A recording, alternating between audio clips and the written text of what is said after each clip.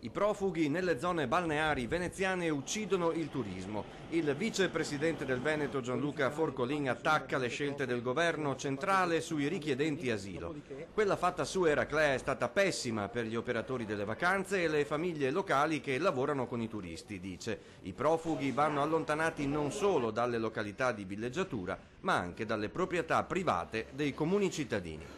Questo è veramente una questione disumana e un pressapochismo totale da parte del governo e istituzioni centrali che stanno navigando nel buio, e lo stiamo vedendo bene nei rapporti con le prefetture. Li scaricano a ciel sereno così in mezzo alla piazza e comunicano forse ai cittadini, al proprio sindaco: guarda che forse hai 50, 100, 200 persone che camminano per il tuo territorio.